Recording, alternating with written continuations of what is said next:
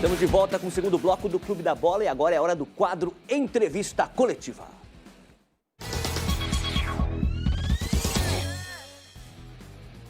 Com muita alegria recebendo hoje o Dr. Marco Aurélio Cunha, diretor executivo de futebol do Figueirense. Prazer ter a sua presença hoje aqui no Clube da Bola, doutor.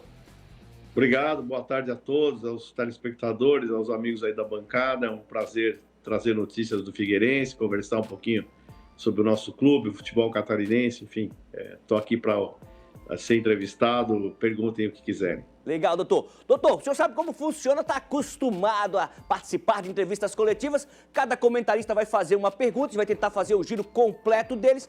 Como eu sei que o senhor tem muito conhecimento de causa, não precisa esticar demais as respostas. Eu começo com Jorge Júnior, aqui nos estúdios em Florianópolis. Boa tarde, doutor Marco Aurélio. Eu quero perguntar se essa situação, o momento do Figueirense, invencibilidade na Série C, isso surpreende a ele. Nem um pouco, né? Porque o trabalho da gente vem desde o ano passado, em dezembro. A gente fez um catarinense bom, fatalmente perdemos aquele jogo lá do Barra, que foi realmente ruim, a gente não esperava aquele resultado, aquele acidente de tomar um gol nos acréscimos dos acréscimos, a partida em casa não foi boa, mas não apaga o que está sendo feito. Então, para mim, quando me perguntaram há muito tempo, eu falo, o Figueirense classifica entre os 8, eu acho que nós vamos estar na competição final, tenho confiança na equipe, no treinador, então, para mim, é o retrato de um trabalho que está sendo feito desde o ano passado, usando o catarinense para nos prepararmos para a Série C. Isso não significa que nós vamos subir, significa que nós estamos no caminho certo. Legal. Deixa eu passar um aviso pro pessoal de casa, porque agora duas feras, uma fera respondendo, outra fera perguntando, a energia pode oscilar aí na sua televisão. Se o disjuntor cair, religa, porque agora a pergunta é de Sérgio Badá.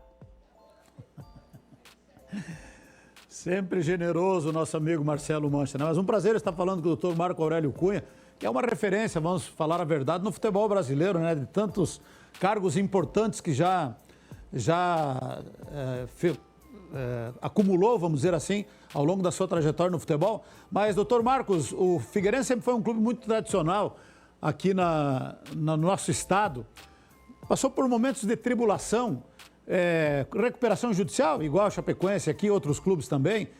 Passou por SAF, agora vive um bom momento dentro de campo. E fora de campo, como é que está a situação do nosso Figueira, doutor Marco Aurélio?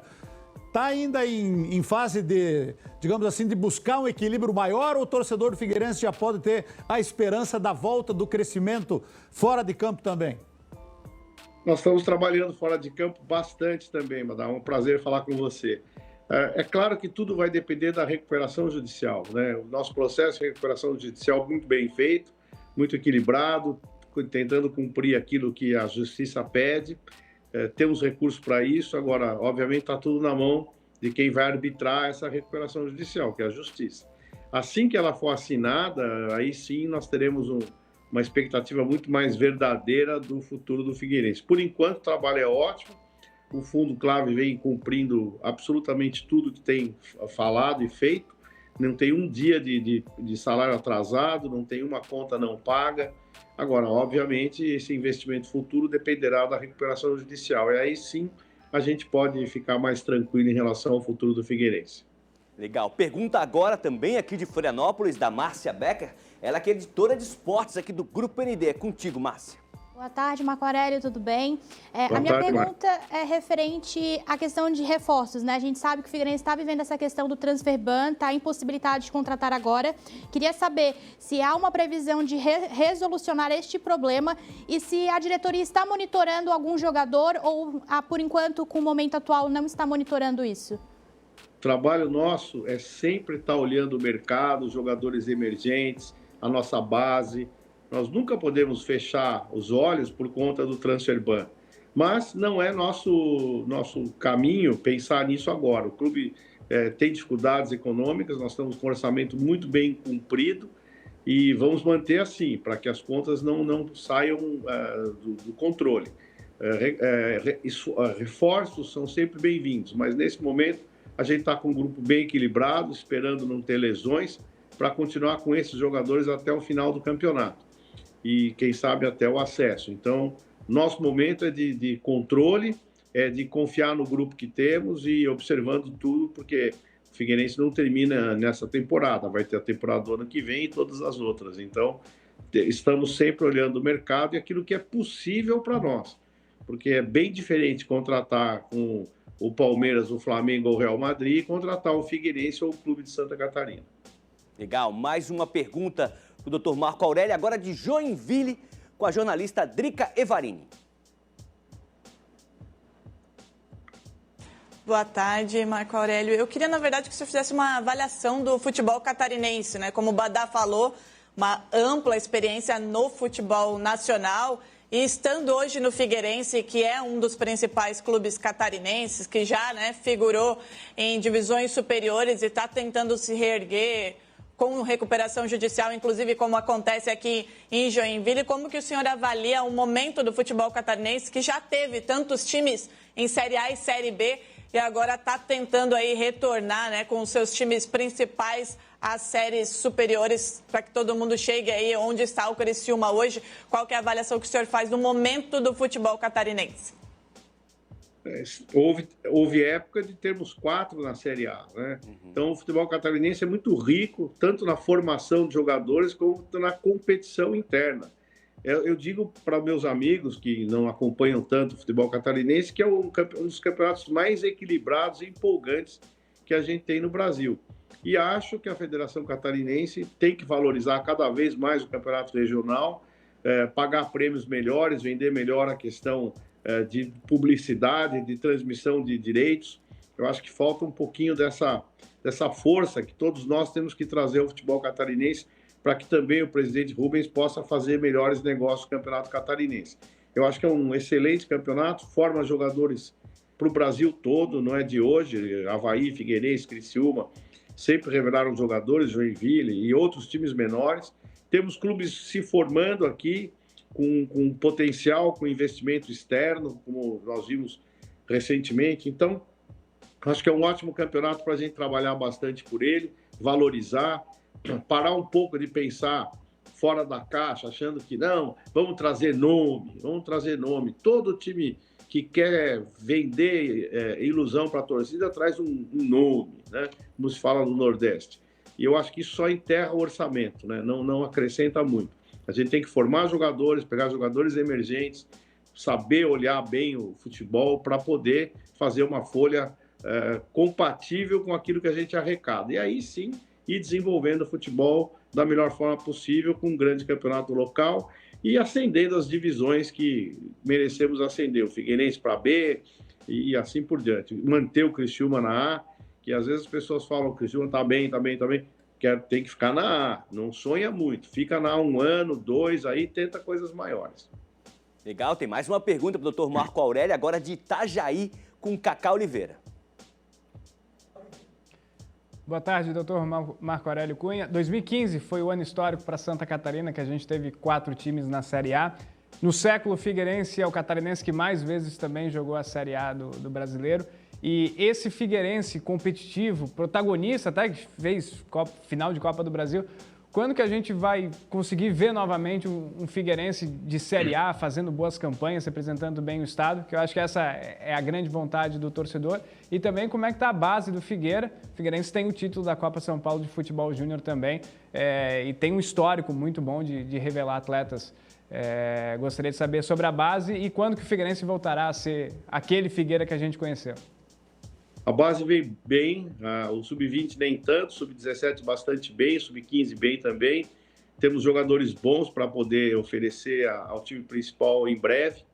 Então, o trabalho tem sido bem feito, dentro das nossas possibilidades, volto a dizer, mas muito bem feito, com uma captação boa. Temos o Klein é um cara bom na coordenação, a gente está muito feliz com o que a base vem fazendo. Agora, se eu te disser que nós vamos voltar amanhã para a Libertadores, você vai ter um dirigente mentiroso, populista e que não analisa o futebol como ele deve ser analisado. Então, eu tenho muita cautela. O Figueirense vai voltar ao seu caminho natural, mas o tempo eu não sei. Eu sei que se fizermos o certo, caminharmos bem, trabalharmos bem com a infraestrutura do clube, melhores campos de treinamento, acomodação para os jogadores da base, o estádio com melhores condições, tudo isso é que faz o clube subir. É que vocês, me perdoem, alguns torcedores, têm a impressão que é time que sobe. Time que sobe, desce. O time que sobe porque fez um time em X ano, não vai manter isso. O importante de uma equipe, de um clube, é manter-se constante. É ter uma equipe, ter formação de base, ter estrutura, ter um bom jogo. Isso é que faz o time subir e galgar outras divisões e outros campeonatos mais importantes.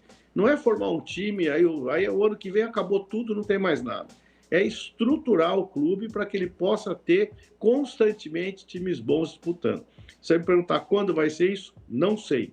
Não tenho certeza de nada em futebol. Mas sei que se a gente tomar esse rumo, esse caminho seguro, de não fazer besteira, de não ficar se iludindo, de não ficar ouvindo o torcedor pedir time dos sonhos, respeitando sempre o torcedor, mas a fantasia do torcedor não é a fantasia financeira que um clube exige. Então é com os pés no chão, passo a passo, algum dia, e breve, eu espero, o Figueirense será o que foi.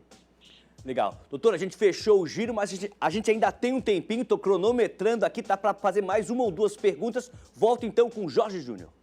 O Figueirense tem jogadores que estão se destacando, né? A volta do Camilo no último jogo, o Pato dando assistência e fazendo gol, mas o principal jogador até agora da Série C é o Alisson. Como é que é a situação dele? O Figueirense tem medo de o mercado vir aqui buscá-lo? O Figueirense tem condição de contratá-lo por mais tempo? O Alisson pertence ao Vitória. Então, qualquer coisa que eu falar, eu dependo do que o Vitória decide. Nós temos um compromisso dele ficar aqui até o fim do ano. E opção de compra se alguém vier com o valor que for. Eu posso equilibrar o valor. Certamente vai ser muito difícil equilibrar nesse momento. Então, o Alisson deve ficar conosco até o fim do ano e depois voltar para o Vitória. Se ele quiser, óbvio, ele também tem o direito de escolher. Mas quem tem o domínio dos direitos do jogador é o Vitória e nós vamos respeitar o presidente do Vitória. Legal. Dá tempo para mais uma pergunta, então vamos aproveitar a nossa convidada de hoje, Márcia Becker.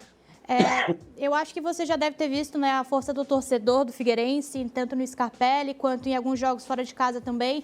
E eu queria fazer um desafio, na verdade. Aproveitando já o gancho para o jogo de amanhã, qual é a expectativa da diretoria para o público de amanhã? Qual a média que vocês estão trabalhando? Já incentivando um convite para o torcedor ir ao estádio amanhã.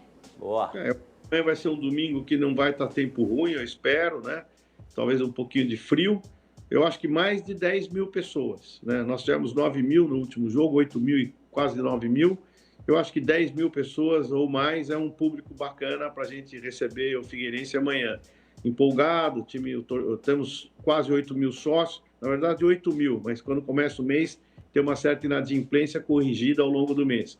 Então, acredito que 8 mil e a gente caminhar para depois, aí, durante a jornada aí da Série C, para 10 mil sócios adimplentes. Esse é o nosso projeto, melhorando condições também para o torcedor, porque não adianta só pedir para o torcedor ir se não tem um banheiro acessível, se não tem um bar funcionante, não tem alimentação boa.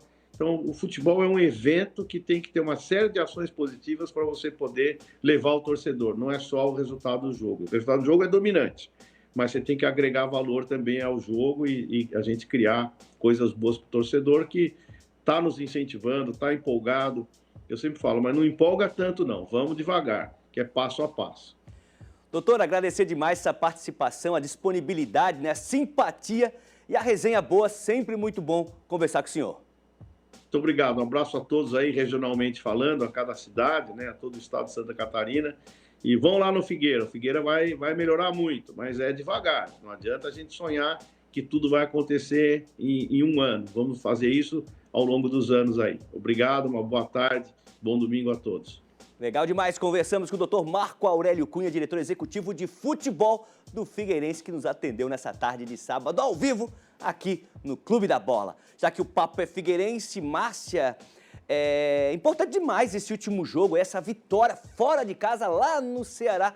O Figueirense trouxe 3 pontos importantíssimos, está ali na briga, na parte de cima da tabela, hein? Como o Jorge lembrou ali, com o Pato fazendo gol e dando assistência.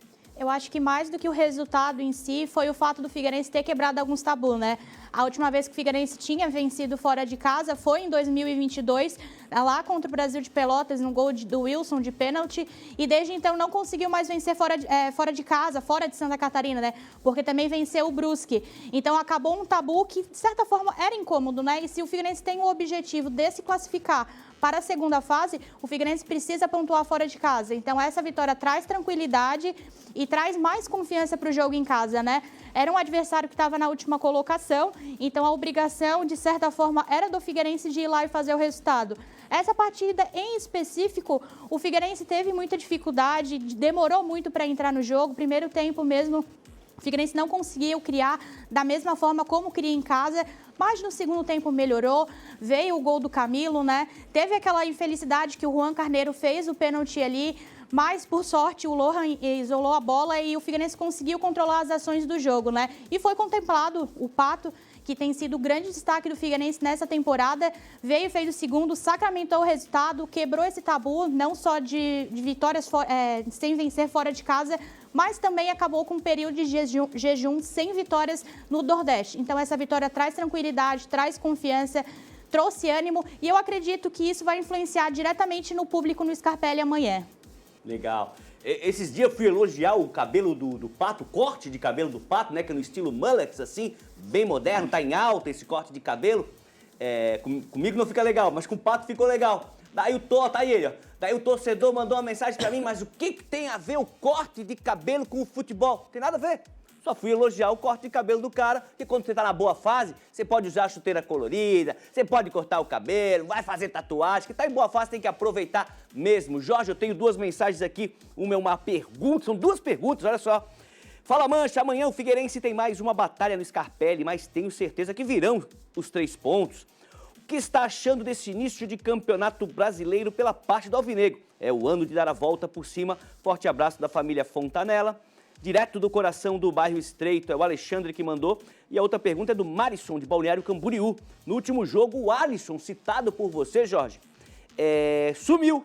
Será que foi o esquema que o Bursi mudou para a entrada do Camilo? Mancha, agradecer aos dois pela pergunta, pela participação aqui no Clube da Bola.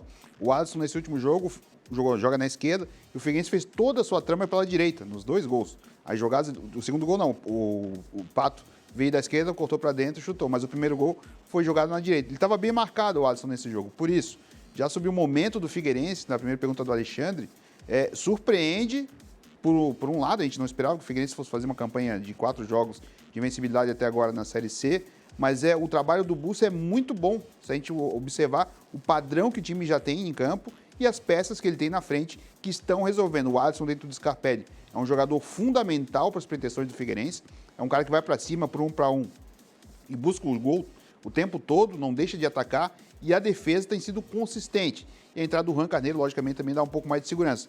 Nesse jogo, o Lohan isolou a bola ali, mas o Figueirense teve um jogo controlado no segundo tempo. Como a Márcia bem lembrou, o primeiro tempo foi muito ruim, muito abaixo do que aquilo que a gente já viu nos jogos aqui dentro do Scarpelli. E esse jejum sem vencer do Nordeste de 6 anos também pesa. Sobre o cabelo do Pato, lembrou como um figurante lá do filme Falcão, daqueles caras que estavam sempre no bar lá, aquela luta de queda de braço lá do Stallone. Lembro, é o Mullets. Já que a gente viu o Pato ali com a chuteira verde, o Jorge, que esteve semana passada no Rio de Janeiro, jogou no estádio do Zico, né? No campo do Zico, lá o CFZ, como é? CFZ. Duas perguntas, Zico estava lá? Zico estava no Rio de Janeiro, estava no Japão. Ah, tá no Japão. O filho do Zico nos recebeu lá, o Thiago, que tentou ser jogador, jogou no Guarani, base do Flamengo. Não é o da banda, é o outro filho. Não, o outro filho. O Edmundo também estava lá, não jogou contra a gente, mas tirou foto com todo mundo, foi muito parceiro com todo mundo. A turma da Pelada da Sapucaí, que aproveitou lá o Rio de Janeiro no fim de semana passado. Tem vestígios até hoje daquela viagem, mas tem gente que não se recuperou ainda. Pergunta 2. Você quando entra em campo, é chuteira colorida ou é aquela tradicional preta, camisa por dentro do calção? Eu entrei com uma laranja. Eita, bandeirosa. Poxa. Eita, poxa. Ó, a Rô da torcida Elas participa direto aqui do programa, tá sempre vendo. Quando ela não consegue ver, ela deixa gravando, ela tem um equipamento que ela grava. E um dia ela mandou a gravação pra mim, fica bem legal, ela grava tudo. Ela mandou assim, ó, que espetáculo. Hoje a telinha está florida com as gatinhas especiais. Bem-vinda, Márcia Becker. Tá falando da Márcia e da Drica que estão participando hoje. E só gostaria de parabenizar o Marco Aurélio pelo excelente e transparente trabalho. Estamos muito orgulhosos. Foi um sucesso. a sessão de autógrafos do Pato e do Juan. Ela mandou uma foto, teve uma sessão de autógrafos dos jogadores do Figueirense. Então, essa semana pode colocar a provável escalação alvinegra para receber a Ferroviária amanhã. Tá aí, ó. O Juan Carneiro, né? O goleiro, a dupla de zaga com o Rafael Ribeiro e o Genilson. Depois tem o Samuel lá na esquerda e o Cedric na direita. Meio campo tem o Gladson e o Léo Baiano. O Camilo Cabeleira tá ali na meia com a 10. Lá na frente o Alisson, o Christian e o Guilherme Pato. É por aí, Márcia, é por aí, Jorge? Eu acho que o time, a base é essa. O Figueirense volta a ganhar de novo com o Rafael Ribeiro, né, que tem uma ótima saída de bola. O Thiago não comprometeu quando teve essa possibilidade de entrar, né? Então eu acho que o Figueirense tem uma consistência muito boa na defesa. A única mudança que pode ser considerada daqui para frente, e vai depender também do jogo de domingo, é referente ao Christian ali, né? O camisa 9 do Figueirense que tem entrado ainda não tem conseguido se consolidar naquela posição, né? O Christian, ele tem cumprido o papel dele taticamente, mas ele ainda não tem conseguido marcar gols e converter as chances criadas. Então, talvez seja uma mexida interessante que possa surgir efeito pelo técnico Bursi, né? Mas acredito que a base e a escalação é essa, e a única mudança que pode acontecer futuramente realmente é no camisa 9.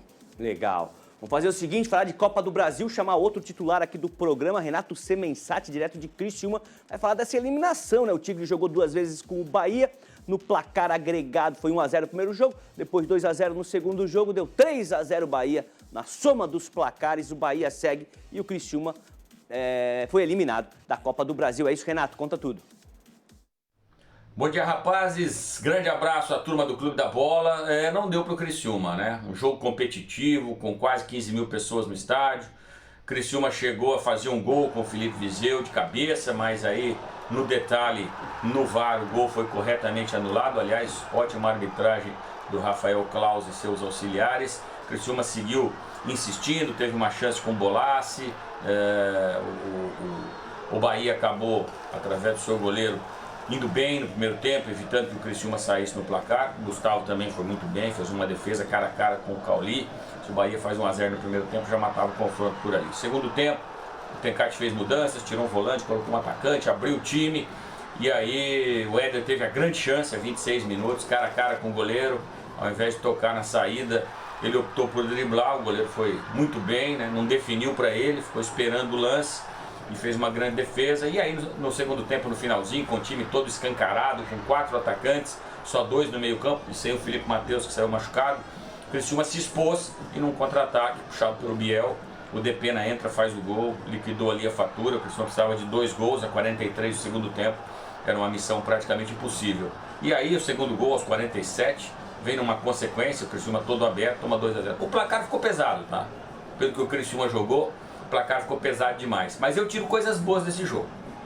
Primeiro, o comportamento do torcedor quando o jogo terminou, aplaudindo o time, reconhecendo o empenho, o esforço do time, que tentou, mas não deu. Chegou a fazer 2 gols, mas os 2 estavam em posição irregular, um no primeiro e um no segundo tempo, e depois sucumbiu ao bom contra-ataque do Bahia. E também a competitividade. O Criciúma mostrou que tem um time competitivo para uma Série A de Campeonato Brasileiro, que é o campeonato que resta agora. O grande objetivo é a permanência na Série A, e já começa no outro domingo, às 4 horas da tarde, vai ter ninguém menos do que o Palmeiras de Abel Ferreira. Sem o Abel, é verdade, sem o Hendrick, sem o Flaco Lopes, um Palmeiras um pouco enfraquecido, mas é o Palmeiras, um dos melhores times do Brasil. E agora é isso, rapazes, Série A do Campeonato Brasileiro. Daqui a pouco eu volto para falar do Hercílio Luz. Legal, Renato. Drica, rapidinho.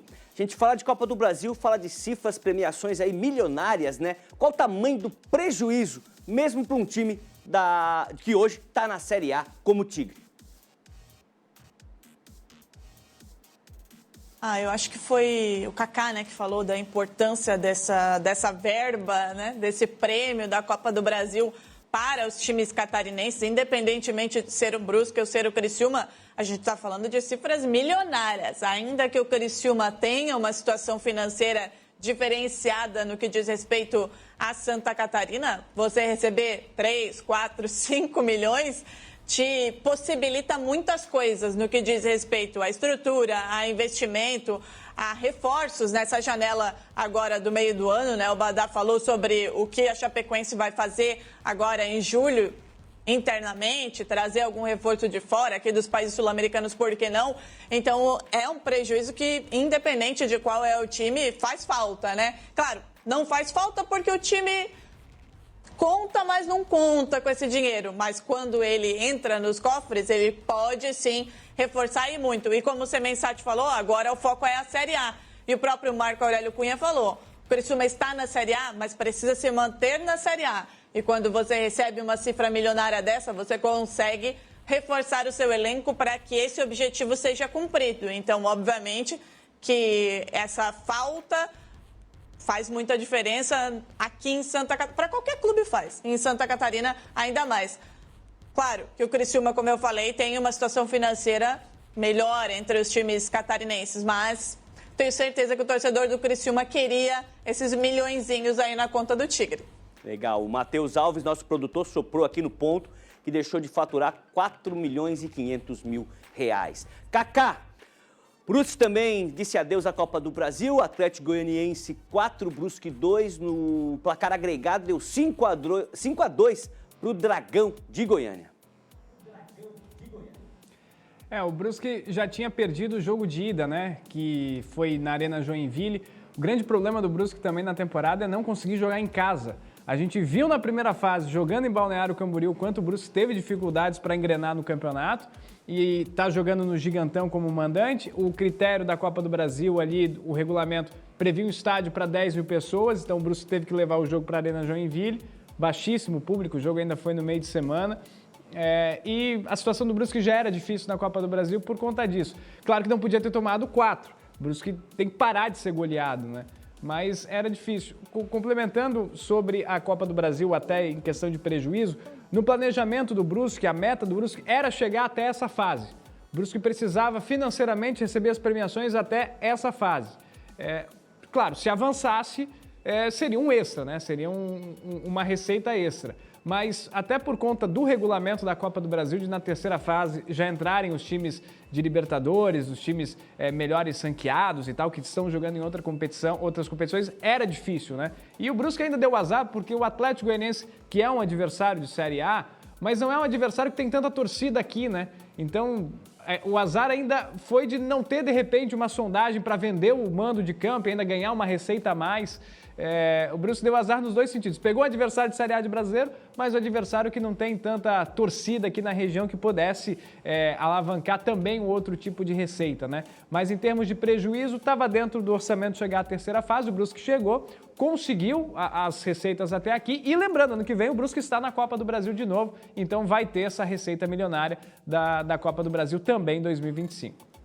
Legal, Kaká. Deixa eu mostrar aqui que eu ganhei essa semana minha canequinha aqui da campanha do agasalho do Grupo ND de 2024. A gente vai colocar na tela, tem uma frase muito legal aqui que é a seguinte: ao doar roupas, você compartilha calor, que significa amor. Já começou, tá, pessoal? A campanha já começou, tem postos aí de doações aí em toda Santa Catarina. Claro que o objetivo da campanha do agasalho sempre foi ajudar o povo catarinense, mas esse ano, claro, uma parte das doações aí vai ser destinada aos irmãos do Rio Grande do Sul. Tem o QR Code na tela, você pode apontar o seu celular ali, vai descobrir mais detalhes da campanha do Agasalho 2024. Deixa eu virar aqui pro Valdir agora, tem o login da campanha do outro lado da caneca, a caneca que ficou muito bonita, ficou muito legal. Obrigado pelo presente, claro que a gente vai doar, vai participar também, ainda mais que esse ano, como eu estava falando, tem as doações, vão ser divididas, né, entre Santa Catarina e o Rio Grande do Sul. Você aponta o celular para o QR Code, vai saber onde é que estão os postos aí